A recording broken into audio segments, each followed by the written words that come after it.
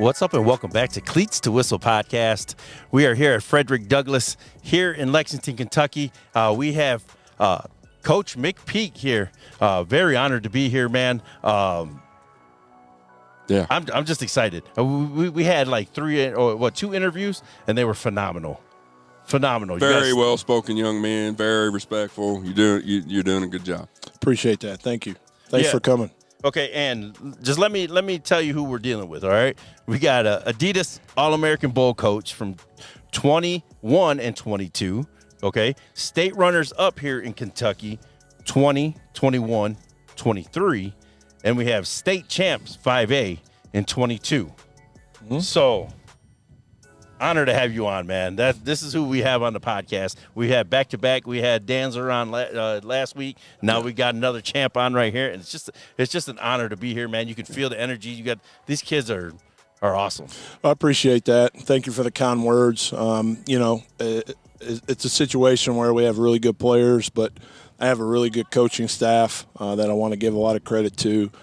Coach Ed Toll does a phenomenal job with our weight room, too. I'm blessed. I've ran my own weight room in a high school program like most of us have, and I'm blessed here with our numbers and how big our roster is to be able to have a guy that, kind of does our strength conditioning. I'm in there with him. We talk every day, but, I really trust him. He's been doing it over 20 years, and his success speaks for itself. And obviously I have phenomenal assistant coaches that do a great job with our guys. And the thing about me is I still coach O-line, even though I'm the head coach, and I don't call plays anymore. So I did that for a long time. And then, once we got so many kids involved in our program, which is a good thing, I kind of had to take a step back to run the entire program, to where we needed to get it to and hopefully keep that standard where it needs to be. Yeah, you go and shout out some of your offensive coordinator, defensive coordinator. Mm-hmm. Shout them guys out, man. Sure, and Coach Evander Harris is an offensive coordinator for me. We've been together all 7 years here at Douglass. He was originally, when I was the offensive coordinator with Coach Landis, he was our wide receiver coach. And I've moved him to quarterbacks now because our quarterback coach had to step away this year with some health things. And so I moved him, and he does a phenomenal job, super smart guy. Went to center, which, you're not going to center if you don't know your stuff. And he's part of our engineering program here at school. He also does some physics stuff as well, so super smart guy. And then Jeff Poe is a phenomenal defensive coach. He was a student assistant at UK when Coach Landis was over there and originally brought him over back in 2017. It's been a pleasure to watch him kind of grow from just being a D-line coach into a really good defensive coordinator. And he loves football. He's a grinder like me, and that's hard to find, 10 to 12 guys that just want to grind all the time with football. And he's one of those grinder guys that, he's immediately the next day after our last game, he's watching film of what we got coming back and, some of the schemes that we can do, whether it's NFL, college. I mean, we try to run it like a college program. And I tell people all the time, not everybody can play here and not everybody can coach here. It's a pressure-packed program, and, and I like it that way. I like high expectations, but it's definitely different. There we go. He hit the nail on the head. I mean, it's not for everybody, and that's the key to being a good coach is finding 10, 12 like-minded guys that have the same vision, the same work ethic is the big one. That want to get things done the way you want them done, that make you look better. Oh, yeah. And that's you've got a great staff. Yeah, I do, and very blessed. And, we've had a little turnover over the last couple of years, that happens. Yeah. But our core guys, we still have 5 guys that are involved with the program since year one. I think that's big because, when we first started, we had 13 kids in our first workout. So and this place wasn't even done yet. We had to go over to the YMCA over here in Hamburg. We had to practice over here at Crawford Middle School across Eastland because none of this was ready until like late July. And then we had to play, a lot of people forget, we had to play a 6A schedule the first 2 years, which we're in now, obviously, with our numbers. Thank you for that, too. For everybody, all the 5A guys appreciate that. That's funny. But, 6A is brutal. It is. It's got really good teams and, really good coaches. So, but, it's something that we got to deal with. And, you're a really good coach, and you have really good teams. So it's Yeah, and last year didn't go like we wanted it to. In the state semifinals, and it's a great game with Trinity, but they made a few more plays than we did, and hopefully guys that are coming back, they seem hungry this offseason to hopefully right the ship a little bit and make another run. Well, I'm glad you brought that up because you're 3-time runner-up. Mm-hmm. We talked after all 3, and I really think that this year was rough, but is it fair to say 2 years ago was the roughest one? Yeah, the 21 team was probably, pound for pound, one of our best teams we've had here. That one hit you the hardest, didn't it? Yeah, it did. Yeah. We just didn't play well in the state game. Yeah. South Warren, give them credit. Coach Smith and his staff did a great job, and, they whooped us pretty good. They got up on us. They gave us some stuff that our kids didn't handle in that game, and something that we got to, we kind of had to regroup. And I think that helped us win the 22, though, because, we went 15-0 in 22. We had a phenomenal team. I think we gave up 70 points all year long on defense in 15 games, which is incredible. I think it's top 5 all-time for KHSA records for defense. But a lot of those core guys had given up, 30-plus points a year before in the state game. And I remember, coming back in January, they just had a look in their eye where we really didn't have to do a whole lot off the field as coaches. It was all player driven. I'll tell you what you told me, and you may not remember this on the phone. You said that was not the Bronco way. It was not. No, it was not. And, but our kids, came back, and credit to them on the next year. I mean, it's tough to win a state championship. It's not always about talent. You got to have talent to obviously be a good team and be in the running to have an opportunity to win a championship. But there's a lot of other factors that go into that too. Health and, player leadership, and is everybody on the same page? It's part of my job to do that, but it's also part of the players to do that. Yep. And, I tell them all the time, I can't do everything. And, you try to give them the right path and give them the right tools to use, and it's up to them to use them. Now, this is your year 7? We finished 7 years. We're 78 and 14. Okay. So, it's pretty good. I tell people all the time, I mean this humbly, but I think it's going to be hard-pressed to start a new school and replicate kind of the success that we've had. Yeah. I really think that's going to be hard to do. I think it's rare. The key is can we keep it there? We're kind of in a new phase of our program. I said this last year with our scheduling. We're kind of on the next phase of taking the program to a different level. And what I mean by that is week in and week out, we're going to play elite competition. We're not going to have many running clock games, possibly like we had the first couple of years with maybe some opponents that were on our schedule that are no longer there. And I don't mean that as a negative. It's just we're kind of in that next phase of week in and week out. We're going to play teams that are just as talented as us, just as well coached. And it boils down to the little things that you got to work on all year long and in camp to try to win those games. I mean, our schedule was really rough last year. We finished 8-5, only played 9 games. This year we have 10, but, I think we're playing 3 state champions and 3 runner-ups, and I mean, it's pretty brutal. Loaded. Okay, now we talked. Let's get to know you a little bit off the field. You know what I mean? You got like hobbies? No. You know what I mean? outside of football?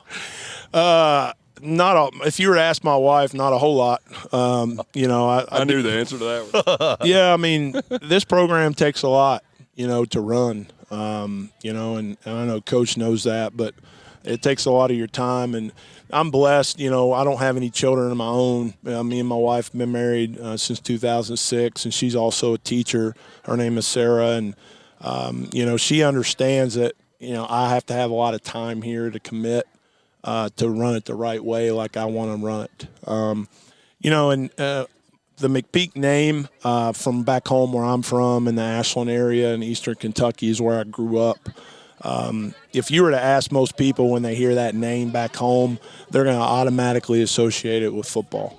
And they're going to be like, oh, he's serious about that. I love it. I love it. And my uncle coached 20-plus years in this state as a, various assistant at different high schools. And, He was been at EKU the last 3 years after he retired from Kentucky teacher's retirement. And, I grew up basically on a football field. My grandfather that's passed away was a high school official for many years.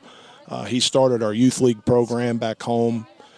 So it's kind of in our DNA, and I kind of got that bug early in my life, and I kind of knew when I was done playing, whenever that was, I wanted to go into coaching. Yeah, and shout out some of those mentors, man, that you got. That hey, I can pick up a phone, and I can call and be like, yo, what do I do? Or just get some advice from them. Yeah, obviously my uncle I talked to a lot about coaching because, that's kind of what I grew up, watching was him coach and being around. And obviously my grandfather's not around anymore where he passed away. But, early on in my career, I would bounce ideas off of him as well.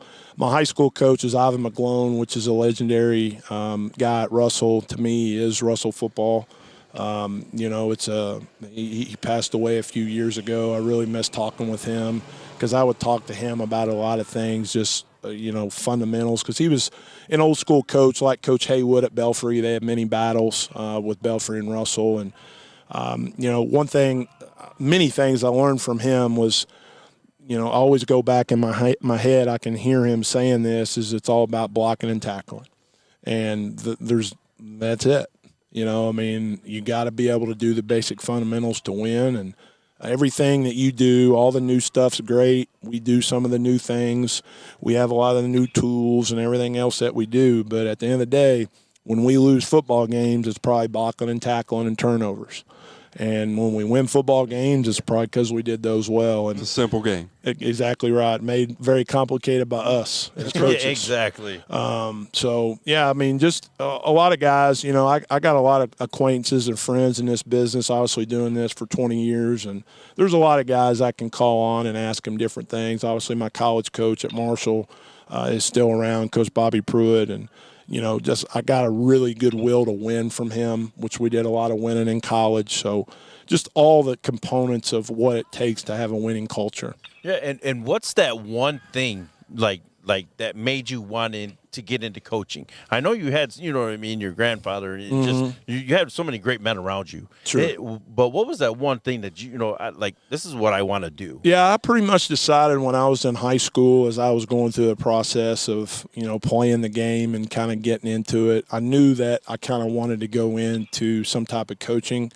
I didn't know if I wanted to stay at the high school level or possibly, when I was done playing, going to college, or maybe, obviously, like a lot of us, we have, goals and dreams and desires. But I kind of settled in when I got cut by the Packers in 2004. I just kind of, was a driven mindset to, hey, I want to try to get into high school coaching. And, it kind of went off from there. The one why, I don't think there's necessarily one thing that, kind of made me go into it. I just think it was something that over time I really enjoyed watching and seeing the process.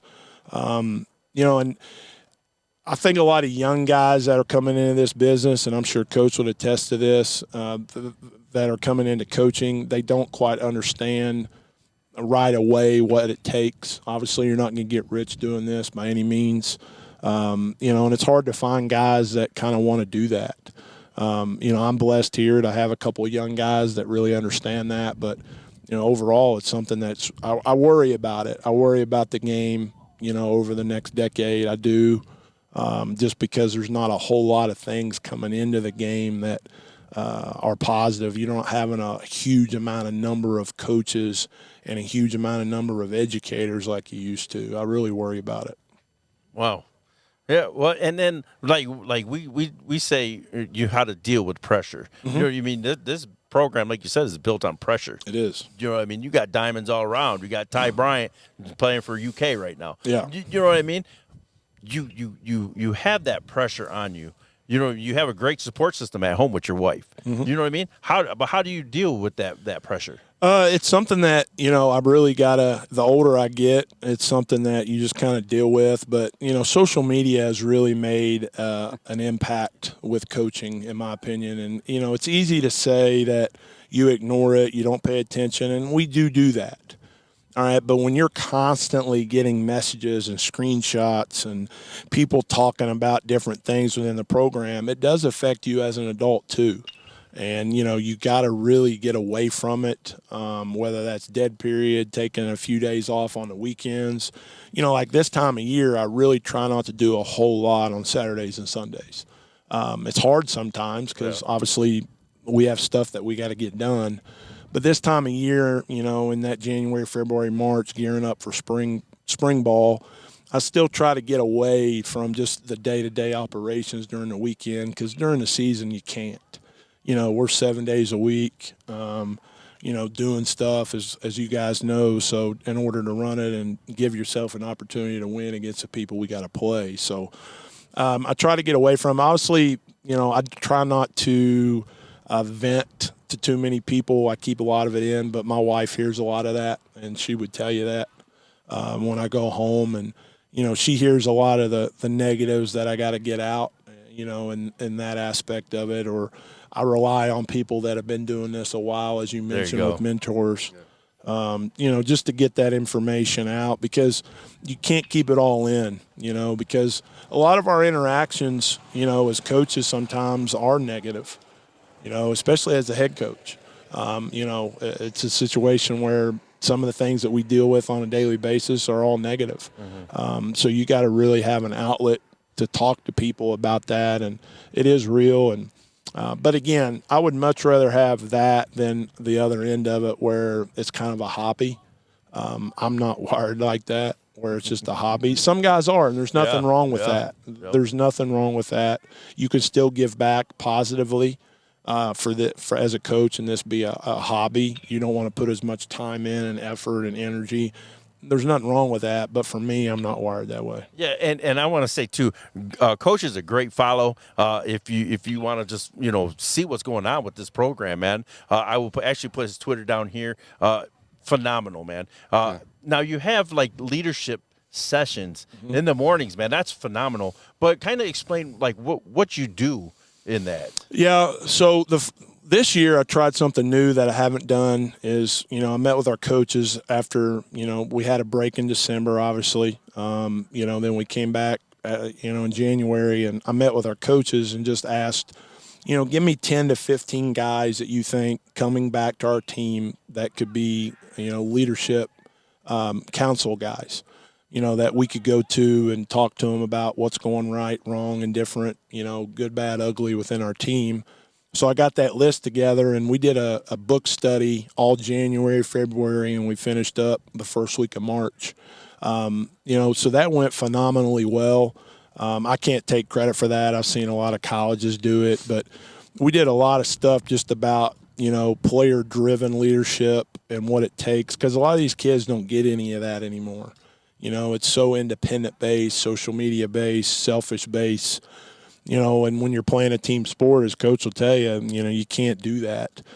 You can be a great individual player and help your team, but it don't matter. You may have the best running back ever, but if 5 guys don't block for you, you're not going anywhere. So we started there, and then from there we do our 6 a.m. Mat drill, conditioning drills.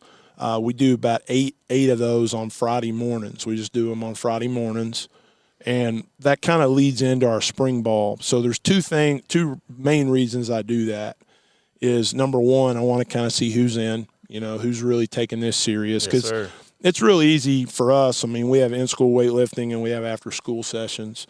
So it's a little easier to come to that. But to get up and be here at 6 a.m., I want to see who's kind of in.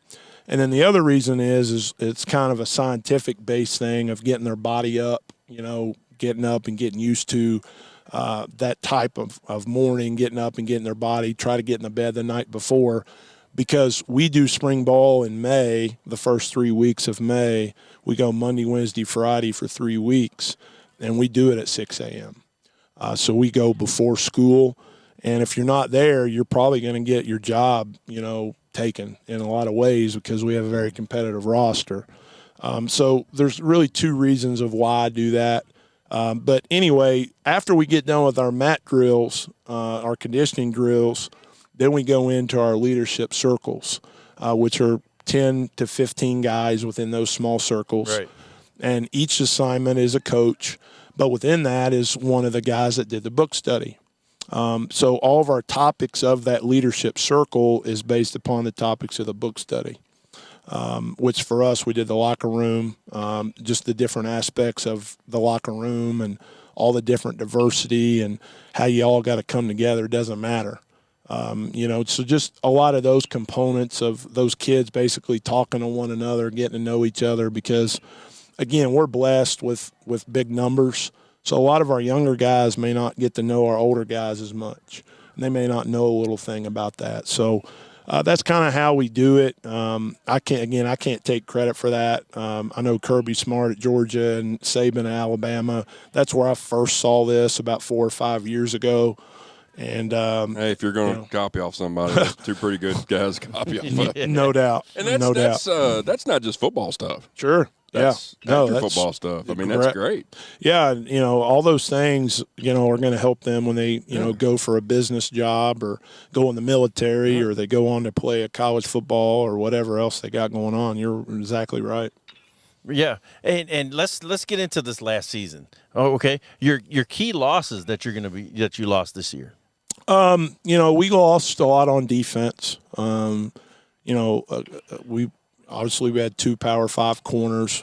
Jeremiah Lowe signed at Michigan, and Terrion Hicks signed at Northwestern. We're not going to have that type of experience on the back end. We lost both safeties. E.J. Clinkscales over at EKU, and then Landon Menifee is going to be going to Georgetown College. So all 4 of those guys are playing college football.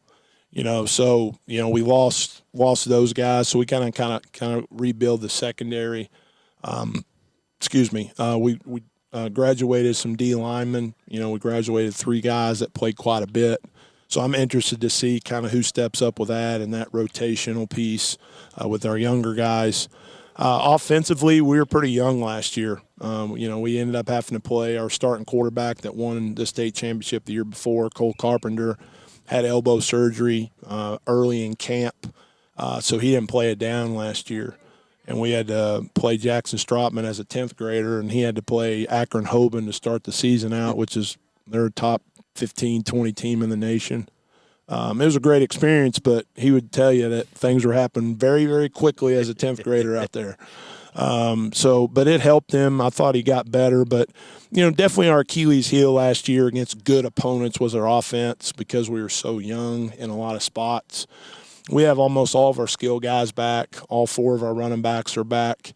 I got to find 2 tackles that will do the job. We got some bodies. We just got to get some experience. But I'm excited to kind of see where our offense goes. But at Douglas, our component to winning is defense. We're going to play great defense. And if we have a player, we're a 2-platoon system here. I just believe in that with our numbers. So if we have an athlete or a guy that we're like, well, can he do either one? We're going to put him on defense first, just because we want to be as athletic as possible back there and run around and play with great speed and energy and strike people. So that's our first component to winning. And I'm an offensive guy. I still coach offensive line, but we got to play great defense. Number 2 is special teams, just making sure that, we're solid on special teams. We spend a lot of time on special teams, probably more so than most high school programs. And that's just not just coach speak. Like we spend all of June. We don't do much offense and defense in June because we do spring ball in May. All of our June stuff on the field is special teams. Every time we have our group here, we do special teams, indie, special teams group. And then if guys aren't involved with that, then they can do some indie skill work. But all of our drill work and everything's implemented in June before dead period. And then when we come back, that's when we get into all of our, individual drills with special teams. And then the last component is obviously run the ball. I'm an offensive lineman at heart. I want to be physical. And that's one of our Achilles heels last year was we were young in the backfield. So we couldn't run the ball as well early in the season. As the season went on, we got a little better. But, those are really the 3 components that we have to win. Love it. Love it. I'm ready to get back into coaching. Yeah. That's right. Now spotlight your key returners. Yeah, on offense, we have a Power 5 receiver, Avion Chenault. He's a really good basketball player, too. He's probably a 40 introvert kid, 6'3". You got to do something rotationally to him. We also have our slot receiver back, Darion Talbert, which is probably our best athletic. He had a great junior year. He was phenomenal. I'm sure if you ask Trinity, because he had a really good game early in the season in August against them, and then in the state semis, he had a phenomenal game against them as well. He's returning. He's a 4.4 kid, 21 point something miles an hour on a catapult. So, that's something else that we have. I have 10 catapult vests for our guys, mainly our skill guys, because I want to use that data to help them in recruiting. And I'm blessed to be able to do that with our booster club. And, I can't do the whole team like college football guys, but we can at least get 10 vests on guys. He's pretty consistent, 21.5, 21.6 miles an hour, which is pretty fast. So we got both those guys back. We got all 4 running backs back, that played last year. Obviously, Jackson's back at quarterback. We got Graham Dunn back at tight end. So we got a lot of guys back offensively. Defensively, Caden Clay's a returning linebacker that we have. Logan Busen, obviously, has got a bunch of Ivy League offers, super smart kid, is back at Sam linebacker, and he can also play some safety. So, and I know I'm probably missing some guys, but, we have a lot of really good players. And I think the key to our season this year is, as Coach will say, I say in my class, our 2027 class, which are current freshmen to be sophomores, I think how they develop and kind of where we get them as coaches will have a big indicator on if we can make a run in November, because we got to add depth. With the people that we're going to play, we're going to get banged up. We're going to have some of those things, and we got to have depth at all those spots. Yes. Okay, and we got a couple more questions. We'll get you out of here. Yes, sir. Coach, you got anything that I'm just he knows how I feel about this guy. Just enjoying it, man. And I, on a personal note, when we went through that COVID year, Nathan was one of the first guys to reach out and say, man, sorry. Mm-hmm. And I appreciate him. I mean, we talk football all the time. I'll say, hey, Coach, what do you think about this? Or he'll text me and say, hey, we're getting ready to play so-and-so. Mm-hmm. What were your thoughts? I was like, you want my thoughts? They beat the crap out of it. Yeah, I do. Yeah. I mean, and that's what it's all about. And I've never hit him up or on anything and where he didn't answer, and I appreciate him. I mean, he's one of the best coaches, high school coaches in the state for a reason. I love it. I love it, man. It really is. You know what I mean? Coach talks about brotherhood. You know what I mean? And that's what this is all about. You know what I mean? Is having those guys you can call, and because it is a true brotherhood. Yeah, I mean, and I appreciate those kind of words, Coach, and obviously feel the same way. In our business, I feel like we got to continue to work with each other to build the game. And we're all competitive, right? Like, we all have certain egos. And you got to be a good coach, you got to feel like you're right on some things. But at the end of the day, there's always things that you can do better. And, you got to have that growth mindset and in this business, and you got to work with each other and, to continue to grow the game because, it's a great game. I tell people all the time, I think it's one of the last forms of discipline left in this country. I really believe that. You have certain segments of the military and, certain homes will have some discipline more than others. But overall, we don't have a lot of that anymore. Right. And I'm not being, negative or, he's just a little older. I really mean that. Yeah, truth hurts. I really do. And, and I tell our players all the time, I appreciate them. I jump them, I get on them, I love them, but they know I'm pretty stern. It's not easy to play here. We ask a lot of them, and and they got to meet that challenge because they don't want it, to go downhill. Yep. And that's a lot of pressure. But at the end of the day, we ask a lot of them, and there's times where I just tell them thank you because a lot of their friends outside of football or outside, they don't play football. They're going out late at night doing whatever they want. They're making these bad choices. Yep. It's real easy for those kids to do that, but they know that if I do that, I'm going to not probably perform at 6 a.m. the next morning. And coaches are going to yell at me even more, or I may miss a session, then I'm going to be on them even more. Sports saves lives. Correct. Yeah. It really does. Phenomenal. It does. Phenomenal. It does. Yeah. Yeah, and I always talk about, or I always ask the coaches, the good, the bad, and the ugly of your season. Mm-hmm. What was the good of your season? I think the good was obviously we were able to go to Trinity and win. I thought that really did a good, after we got smoked by Hoban early in the year. Obviously as a big win. I mean, we have a lot of talent, and Trinity's obviously a historical program in our state, and really the country knows about them. They've been predominantly top 25, top 50 for many of years with Coach Beatty. So, and Coach Cobb does a great job and his staff. So, I wanted to try to schedule as many of those people we had to beat in the regular season as possible, just so we could get exposure to them. I thought that was a good win for us to go there. Obviously, it didn't work out the second time we went, but it was a heck of a game in overtime, 14-7, and that was kind of the ugly at the end. Not to skip the bad, but the good part was I felt like we did that, and then I thought we got better as the year went on. We almost beat Cathedral Indianapolis here. It was 27-19. We had the ball. We went for it on 4th and 3, down 21-19, didn't get it. And then they took it down and scored in the 4th. But it was a really good game, and they're obviously really good, one of Indiana's best, private school there in Indianapolis. And, I thought we did a really good job in our district season, obviously winning another district championship. And then the good to me was going to Mail and winning. We were kind of – I didn't know how that game would go. Boyle smoked us, which we all know how good they were. They were the best team in the state this year, I thought, and they're going to have a really good team this year.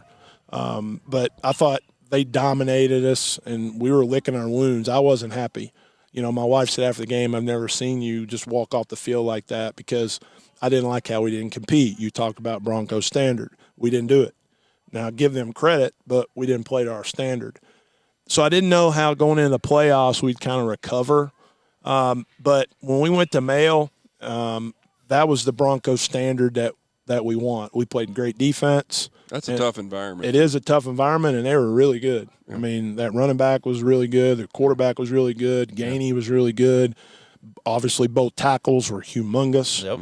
And they got, Spike back. So, I mean, they're always going to have a good team. They were loaded. I mean, they were really, really good.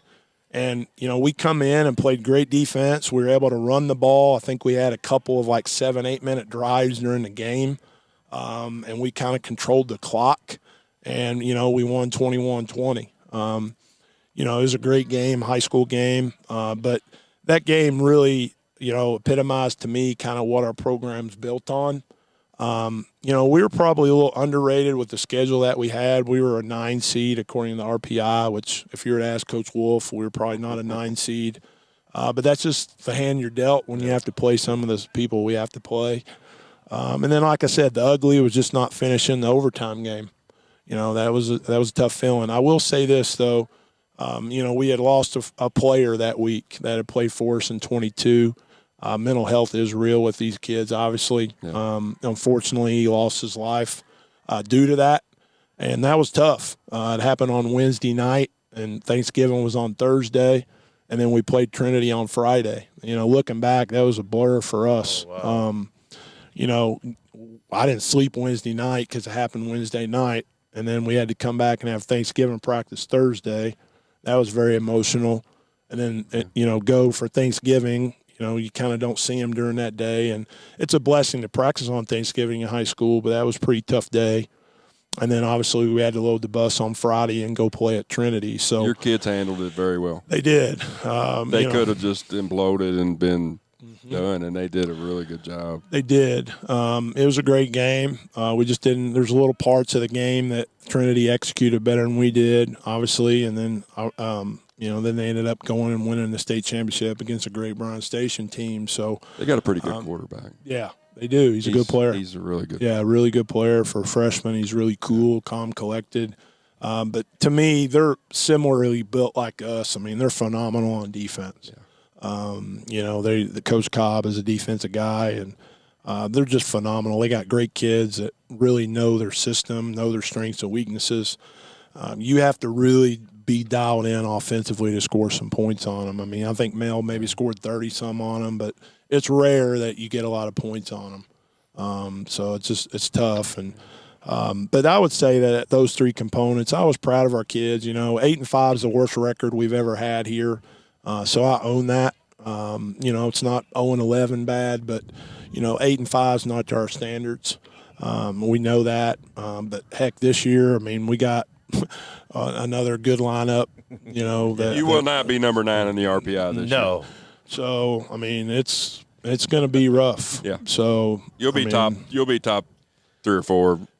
Easy. I hope so. I mean, you gotta obviously you got those games here. You gotta win the games. You got to get those playoff games here. You do. That's huge. Yeah, and with our RPI being low, you got to go to Male then Trinity. Yeah, so that's tough. But you got to play good people to win state championships, right. and you just hope that maybe you can get a break along the way where you don't have to go back to back like that. Right. But you play this the is hand not that your you're first dealt. rodeo. No. To be the best, you got to beat the best, and so you got to beat those guys eventually. But Sure. like you said, back to back, that's pretty. It is tough. That's pretty rough. It was tough, and then obviously the emotional side that we had to deal with. But our kids did a great job, and this year's schedule, like I said, is pretty rough. We're playing in the Rafferty's Bowl against Bowling Green that just won the 5A. Then we're playing Trinity here at home. I mean, our home schedule is phenomenal. We only have 4 games, but we have Trinity, Corbin, Bryan Station, and Louisville Male. So those are our 4 home games this year. So that's pretty phenomenal home schedule for the state of Kentucky. Got the Steelers or the Packers in there anywhere? That's what some other coaches have messaged me is, do we have the Packers lined up? But it'll be fun. It'll be challenging. Our kids and staff have been preparing this off season. Hopefully we have a good rest of the spring. And that's what you come here for. That's what you come here for, and that's what your kids come here for. Sure. Yeah, they want to be the best. Sure, and that's why you play the game. That's right. You want to be at the best. And you've top. never been an excuse guy, ever. No, I'm not. Never, and you never will be. So, like I said earlier, you could be 5-5 next year and be the best team in the state. That's not your goal, obviously. Yeah. But with that schedule, yeah, it's pretty tough. I mean, if you go 15-0 with that schedule, you might as well retire and we'll put you in the Hall of Fame, man. Get out of here. Right. That's right. Get out of here. Okay, Coach, this is the last question right here is what did you learn about yourself this season? For me, just, building that adversity and that character, because we had a lot of it. We had a lot of adversity, obviously dealing at the end with the death of a former player. Obviously, that's not what you ever want to go through. Those guys are supposed to attend my funeral, not the other way around. So that was tough. But just the adversity of dealing with, the people that we had to play and go through was really the first time that it didn't kind of go smoothly through the schedule. But I knew that. I knew we were kind of have to go through that because, like I told Coach, it's kind of the next phase of the program for me. Whether I'm the coach here for the next 5-10 years or one more year or whatever it is, I wanted to kind of take a next step with the scheduling piece, because I knew Fayette County wasn't going to make us play the other 5 high schools anymore, so that kind of opened up our schedule, to be able to play more schools. And obviously it's tough to schedule. We only have 3 guaranteed games, so to find 7 is very difficult.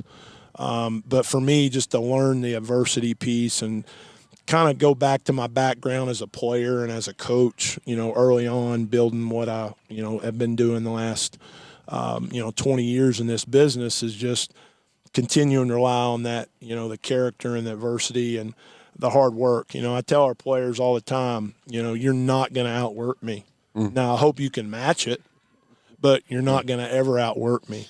And that's just how I was as a player too.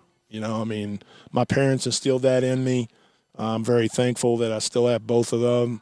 They instilled at a very young age that I got to go get what I need to get done. I can't rely on anything else.